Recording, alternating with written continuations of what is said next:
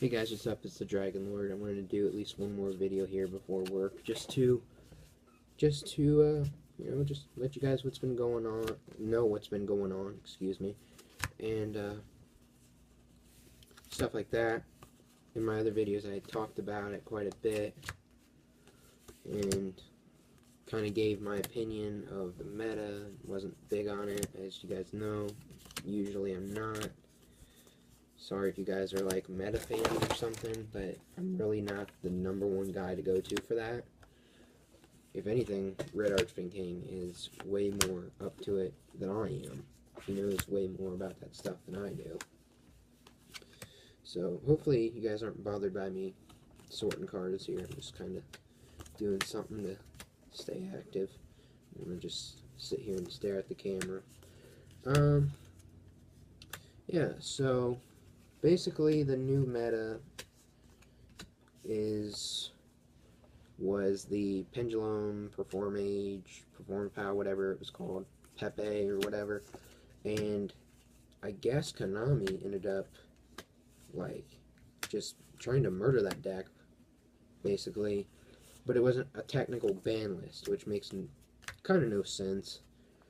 Like, I understand if they're doing it just to like test the waters and see if they actually want to do that permanently, but I think pretty much everybody was like, that was a good move, because like the meta players were sick and tired of that Pendulum deck, which I honestly really hate Pendulums too, so for me, I've never even played against the deck, and I'm still happy that they hit it.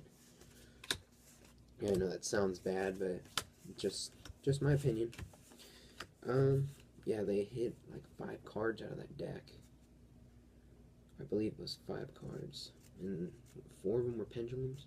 I think no, they didn't limit Infinity. They had limited Tellarknight Plutalomius, which they really needed to, like really bad. Because I played this one guy once on Dueling Network, which I honestly don't really get on there a whole lot. Like, Dueling Network's okay, but I have this, I think it's called Yu-Gi-Oh! Pro app or something, which I prefer, like, much more, generally. But I might get into that a little more later. Anyways, I was playing against a guy, and the guy just wrecked me.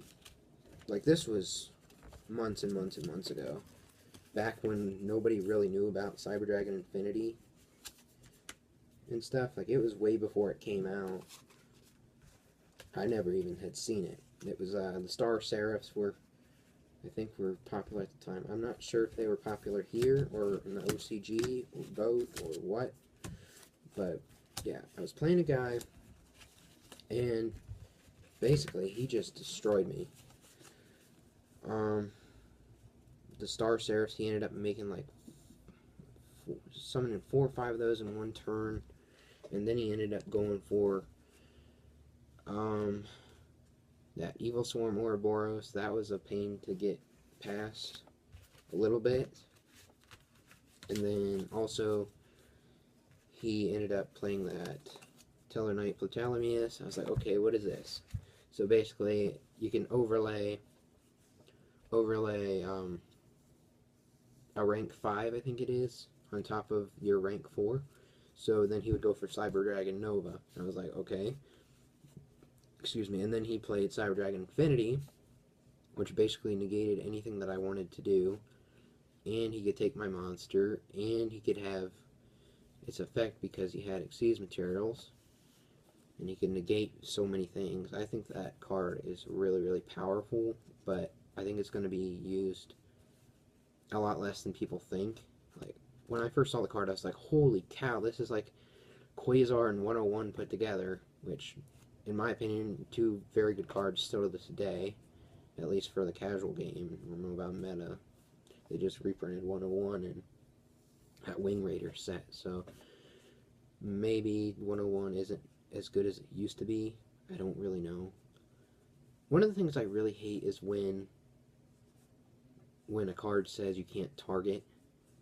Like, that's one of my biggest pet peeves of Yu-Gi-Oh! That one, and basically if you can chain an effect or chain something. Oh my good god, I hate that so much. It's one of my least favorite things about playing sometimes, when There's all these chains and whatnot. I'm not sure if that makes sense to you guys. Basically, like, it's, like if you can use the effect during your opponent's turn. And, stuff like that. I hate that. I honestly do. I try to avoid playing those types of cards. What else was I saying? Oh yeah, so that guy just wrecked me. Like, I think he beat me like 2 games to nothing. Like, and it wasn't even close. And, like, his deck was set up really nicely. I'll give him credit for that. Let's see. I already brought up about Satellar Knights and all that. Yeah, that Pepe deck. They finally did something about that. I think a lot of the players were pretty happy about that. Pretty much they said that it was on the level of Nekroz. I remember Nekroz being pretty good, because I think like Nekroz actually was going toe-to-toe with Burning Abyss, and Burning Abyss was like the stuff at one point, and then Gleeforce were the stuff, and Shadalls were the stuff, so it's like, yeah, so, I mean, through power creep and all that stuff, all these terms that people use.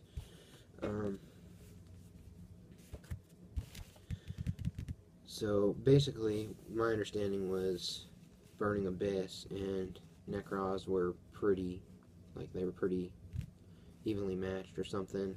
I mean, I've heard that Nekroz was way better, I've heard Burning Abyss was better, so, I mean, I guess it's player preference, but personally I don't like either one. I did play against Burning Abyss one time, well, more than once, but I remember the traps got annoying. But what really ticked me off was one time I played a guy, and I think, I don't remember if he went first or second. This was so long ago, guys. I'm sorry, my memory's off. I'm sorry, I got that furnace. Sorry. So, hopefully you can hear me okay. This furnace is like right next to where I'm recording at. I wanted to try to not do that, but I kind of had to. That was my only option. So, okay. Foreign state is calling me. Dang it. I just can't stay on track today. I'm sorry for losing you guys. Meta, Pepe, Pendulums. Just trying to go through everything that I've said and what I was wanting to say. I mean, I don't know like everything about meta and all that, but I have a little bit of knowledge on it. Oh, Burning Abyss and Nekroz. Oh, the guy I was playing, Burning Abyss, he played 3 of the Dante Traveler of the Burning Abyss, which was like $100, and now I'm not going to lie to you guys right here. Red Archfin King told me just the other day that he was on eBay or one of those sites, and he's like, dude, like, Dante's like $5. I was like, no way, dude, you're making this crap up. He's like, no. So I go on and look, and they had, like, there was a big stock of Dante's for $5. I was like, that card was like, I think $60 to $100 at one point. At one point, I almost considered starting buying packs just for the chance to get like one of those $100 cards, but I'm not really into that. Like, whatever, I guess. But anyways, I picked 6 of those up for $30, so that was pretty awesome.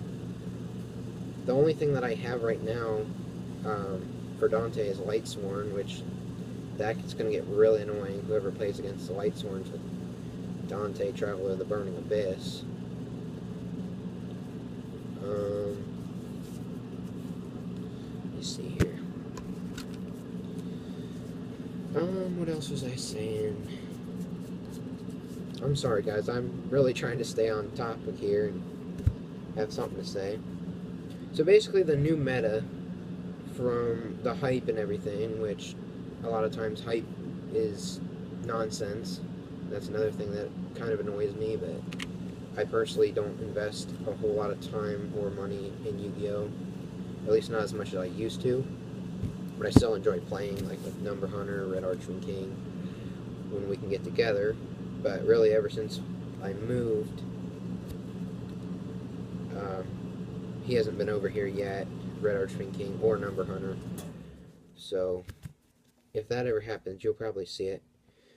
I think the latest video was when I was still at home and Red Archfiend King and I were playing, and he made a new deck that was just destroying me. But I'm trying not to get off track. So basically, I heard Infernoids were going to get better, like I remember after that ban list where they hit Nekroz, Shaddolls, Ritual Beast, which Red Archfiend King was thinking about making. So, well, they didn't really hit Stellar Knights except Rhoda, which that was a stupid hit, Konami. I'm gonna say that until they bring it back. It was a stupid hit.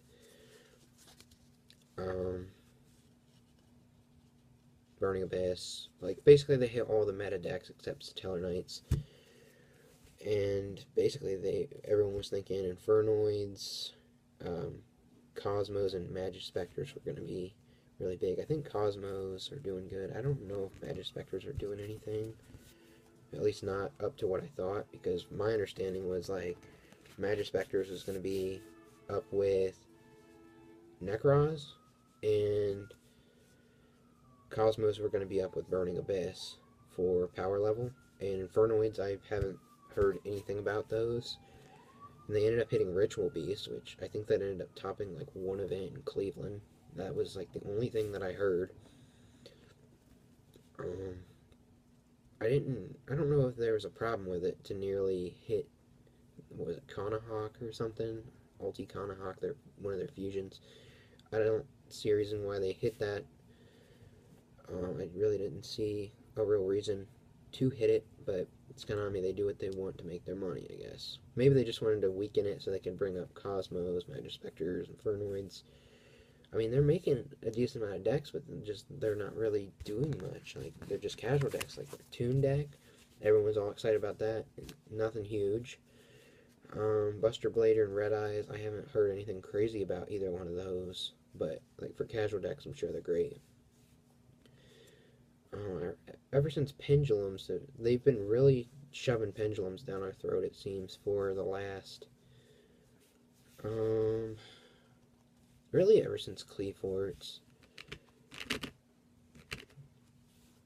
Yeah, but now it's really bad, because I didn't think that Pendulums, like, I didn't really like them, I still don't. But I didn't think Cleaforts were really, really bad with Pendulums from my experience. Once again, I could be totally wrong. I've played against, like, the Magician, Odd Eyes, Pendulum, Archetype, Pepe kind of thing, and that's really annoying. I really don't like those at all. Red Archfiend King has a Pendulum Resonator deck or something. Basically is like Pendulum, Magicians, and like Resonators with like the Red Archfiend King. No, not Red Archfiend King. Red Dragon Archfiend. Gosh dang it, I hate when I do that. Sometimes, like, I'll try to be telling him something about a new Red Dragon Archfiend, and I say Red Archfiend King because I'm so used to saying that. It's kind of funny.